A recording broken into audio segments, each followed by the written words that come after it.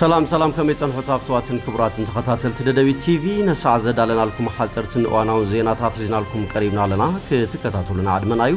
بكندي أرئيس نتلتاتهم كنفلم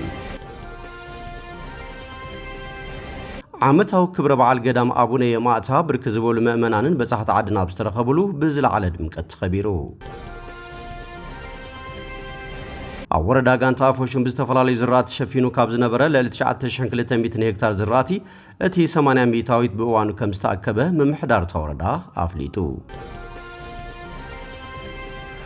دكتور سويز أفريكا استبالة قبار سنايتكال نملك اسكفلتات حاناتون هساناتن هوسبيتال سحول بمحداس نقلقالوت كفتي كم زقبره تحابيرو زي فتحوا محدرة مريتن هافتي معدنن مقراف زمناوي ديجيتاليزيشن سرعات محدرة مريت وسان كم زخونه بيصفة تطاقما محدرة مريتن هافتي معدنن ورد حسا أفليتو أمريكا نبوزح زمنات كاب مأخلنت نقدر حقان مزنبرا هاقرات مأخلاي إيجيا قطوة وشركنان مسرات زخلازة أكايدام وانا كايد سراح تسلا إيلون ماسك كبرو سنزحازة $1 تريليون ويكا 760 بليون باوند قنعوكو وهابي تبايلو نابزرزورو سيجيرنا لنا مسألة زيناتات بينيام حدش سناي مكتتال عامتاو كبر بعال قدام أبوني يماعتا بركزبو المؤمنانن بساحة عدنا بسترخبولو بزلا على دمكت خبيرو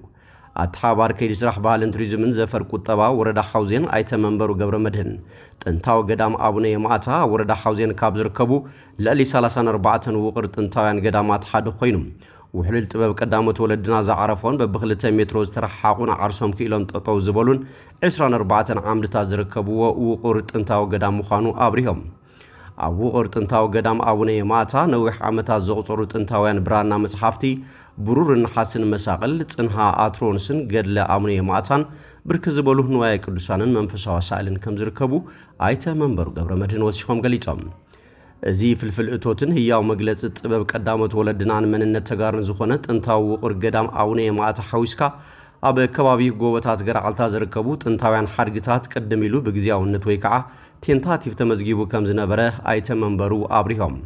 سلازخونه قدام بقوامنت حادق خوينن خمزجب صعرخ جبرن ابتي وشت قدام زركبو منفسا وسائل مهساس كلمن مقراف حدقا يقاطمم سلازلو بيرو باهلن توريزمن تግራይ باغو حدا مفتح نخغبرلو اتو متحابار كيد سراح باهلن توريزمن وردا حوزين افليتوم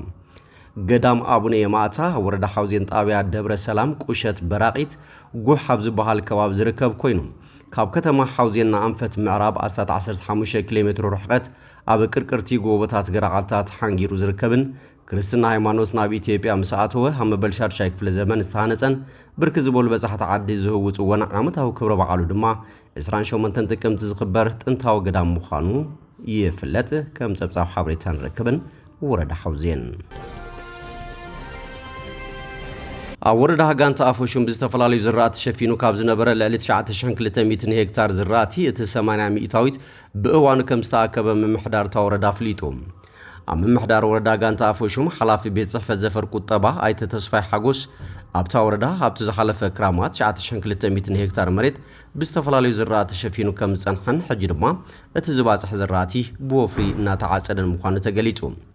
بمسارة زي هابتو وفري حيلتات ستا سرحتنياتات منجستي أولات محبر كيح مسكالن كالوتن بفولي نسدراسو وقات كدقفو بعوتو بيسرحالو كم زلو آيت تسفير الديوم أبتا وردا زلو زراتي وانو زي حالو تسياغم عصيد زناب كونه بخالوت مغنياتات قودات كي يبصحو حارستوتنا تلافونون كي ترفا بقوانو كعصد الناس رحنا ينازبولو توم حلافي زاقيت 800 زراتي كم ستأكب حبيروم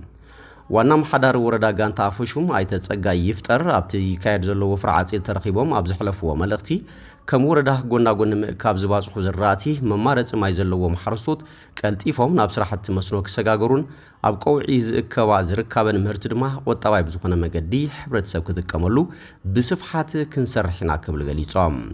ابتو فرعاصي زترخبو ابالات حيلتات صتان محبر كيح مسكلن ابزحابو ريتو حرستاي بفلاي دما سدراسو وقاتن أرقاويانن زباصح زراتهم تعاتيرو كساب زكايد زدل يدقف كم زقبريهم أرقاقيتهم ዶክተርስ ዊዝ አፍሪካ ዝተባሃለ ገባር ሰናይ ትካል ንመደቀሲ ክፍልታት ሓናጡን ህፃናትን ሆስፒታል ስሑል ሽረ እንዳስላሴ ብምሕዳስ ንግልጋሎት ክፍቲ ከም ዝገበረት ሓቢሩ። ትካል ገባር ሰናይ ዶክተርስ ዊዝ አፍሪካ ለ29.5 ሚልዮን ብር ወፃኢ ብምግባር ነቶም መደቀሲ ክፍልታት ብምሕዳስን መሳርሕታት ሕክምና ብምምላእን ንግልጋሎት ክፍቲ ከም ዝገበረ ምምሕዳር ሓፈሻ ሆስፒታል ስሑል ገሊጹ። አካይድ ስራ ሆስፒታል ስሑል አይተ ኤርሚያስ ጉዕሽ ዝተገበረ ሙሉእ ጽገናን ቀረብናውት ሕክምና ነቲ ሆስፒታል ስሉጥን ድሕንነቱ ዝሓለወ ግልጋሎት ንምሃብ ከም ዘኽእሎ ተዛሪቦም። ኣብ ትካል ዶክተርስ ዊዝ አፍሪካ ተሓባሪ ጥዕና ሚኒስተር ሊካርዶ ላዛሮ ብወገኖም ትካሎም ኣብ ትግራይን ካልኦት ከባብታት ኢትዮጵያን ኣብ ናጽላ ህፃናትን ከም ሕብረተሰብ ዝተጓደሉ ጸገማትን ኣብ ምፍታሕ ብትኩረት ከም ዝስራሕ ገሊጾም። ከንቲባ ከተማ ሽረ እንዳስላሴ አይተ ገብረ መድህን ዮሐንስ ዶክተር ዊዝ አፍሪካ ጸገም ሓፈሻ ሆስፒታል ስሑል ንምፍታሕ ንዝሰርሖ ስራሕቲ ብሹም ህዝቢ ንምሕዳር እንታ ከተማ ልዑል ምስጋና ኣቕሪቦም። ዘይፍትሓዊ ምሕደራ መሬትን ሃብቲ መዓድንን ንምቕራፍ ዘመናዊ ዲጂታላይዜሽን ስርዓት ምሕደራ መሬት ወሳኒ ከም ዝኾነ ቤት ጽሕፈት ተጠቓማ ምሕደራ መሬትን ሃብቲ መዓድንን ወረዳ ሕሳ ኣፍሊጡ። እዚ ዝተባለ እቲ ቤት ጽሕፈት ኣብ መሬትን መሬት ተንከፍን ዝረኣዩ ዝተሓላለኹ ጸገማት ንምፍታሕ ዘኽእል ዘመናዊ ሕንጻጽን ምዝገባን ገጠር መሬት ከምኡውን ምስግጋር ናብ ዲጂታላይዜሽን ስርዓት ምሕደራ መሬትን ሃብቲ መዓድንን ዘኽእል ንሰሙያ መሬት ምምሕዳር ወረዳን ጣብያን ኣካላት ፍትሕን ጣብያ መሓደርትን ካልኦት ዝምልከቶም ኣካላትን ግንዛበ መዕበይ ስልጠና ኣብ ዝተዋሃበሉ እዋን እዩ። ኣብ ተሓናጽጻን ኣብ መዘጋገባን ገጠር መሬት ካብ ዝተለመደ ሰራርሓ ናብ ዘመናውነት ስርዓት ምሕደራ መሬት ከመይ ምስግጋር ከም ዝከኣል መዕበይ ግንዛበ ዝሃቡ በዓል ሞያ GIS ወረዳ ሕሳ ብርሃነ ገብረ ማርያም ስርዓት ዲጂታላይዜሽን ምሕደራ መሬት ምትእትታው ፍትሓዊ ዝኾነ ናይ ሃብቲ ተፈጥሮ ክፍፍል ክህሉ ቀሊል ምስጢራዊ ዘላቕን ዘተኣማምን ስርዓት ምሕደራ መሬት ክህሉ ወሳኒ ምዃኑ ኣብሪሆም። ከምኡውን ኣብ ደቂ ኣንስትዮ ኣካል ጉድኣትን ኣረጋውያንን ምዕሩይ ስርዓት ክፍፍል መሬት ክህሉ ብምግባር ወሰንን ይግባእንን ጎንፂ ብምፍታሕ ሰናይ ምምሕዳር ክሰፍን ልዑል ተራ ከም ዘለዎ ኣረጋጊጾም። ተወካሊ ቤት ጽሕፈት ተጠቓማ ምሕደራ መሬትን ሃብቲ መዓድንን ወረዳ ሕሳ ወልደ ምህረት ገብረ ማርያም ብወገኖም እዚ ዘመናዊ ሰራርሓ ምሕደራ መሬት ጽፉፍን ዘተኣማምንን ስርዓት ምሕደራ ክህሉ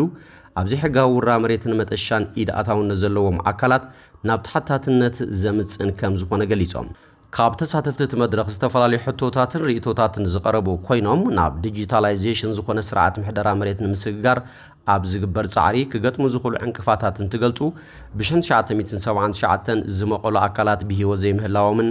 ኣብ ከውሉ ዘሎም መሬት ድሮን ዘይረኸቦ ቦታ ኣጠቓቕናን መብርህ ዝሓተቱ ኮይኖም እቲ ዘመናዊ ኣተሓናጽጻን ኣብ መዘጋግባን ገጠር መሬት ፍትሓዊ ምሕደራ መሬት ንኽህሉ ሓጋዛይ ብምዃኑ ንተግባራውነቱ ኣበርቲዖም ከም ዝሰርሕሉ ገሊጾም።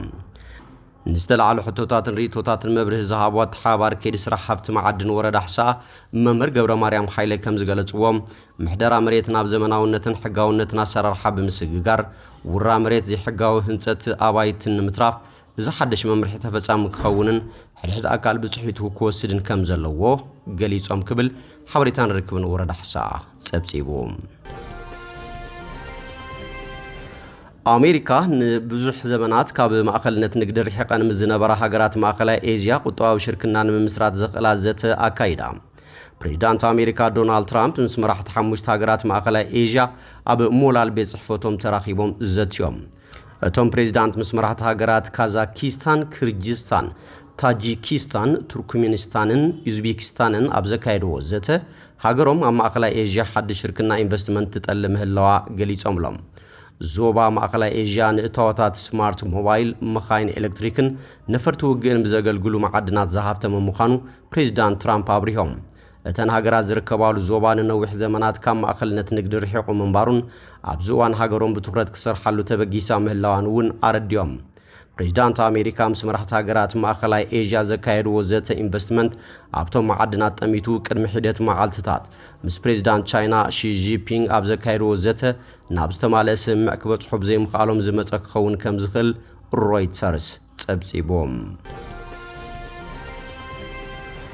ዋና ካይዲ ስራሕ ተስላ ኤሎን ማስክ ክብረ ወሰን ዝሓዘ $1 ትሪልዮን ወይ ከዓ 760 ቢልዮን ፓውንድ ግንዖ ክወሃብ ተባሂሉ። ወነንቲ ተስላ ማስክ ንዝተቐመጡ ሸቶታት እንድሕረ ዕዊቱ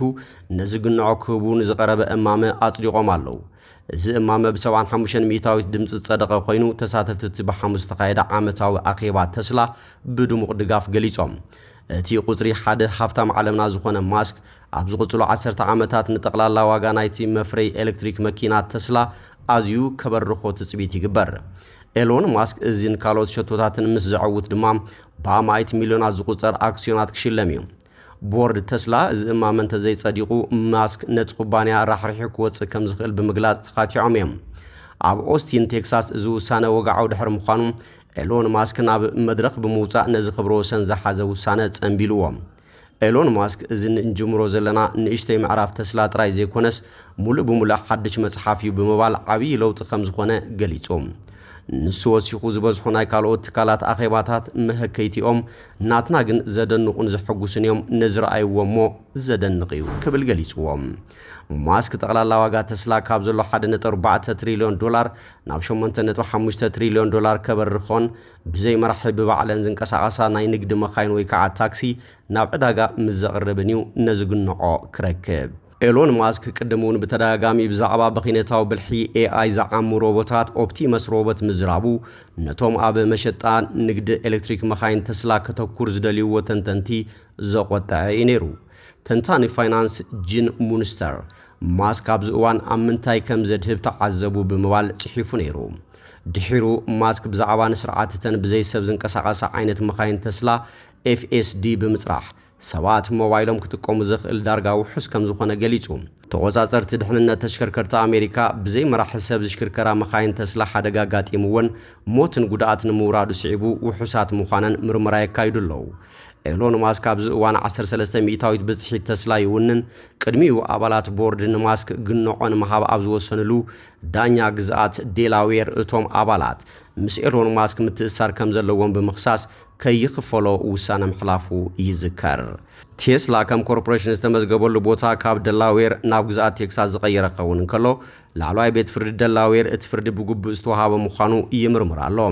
ነዚ ንማስክ 1 ትሪልዮን ዶላር ግንዖ ናይ ምሃብ ውሳነ ሃገራዊ ኢንቨስትመንት ፈንድ ኖርዌይ፣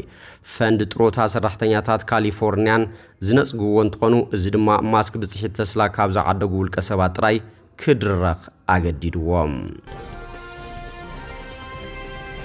እምበር ከስፍቷትን ክቡራትን ተኸታተልቲ ደደቢት ቲቪ ነሰዓት ዘዳልናልኩም ዜናታት እምበኣር ነዚኦም ይመስሉ ነይሮም። ስለትምክታልኩም ኣመስጊና ብቐጻሊ ብኻልኦት ሓጸርትን እዋናውን ዜናታት ክንራኸብ ኢና። ክሳብ ሽዑ ሰላም ንዓኹም።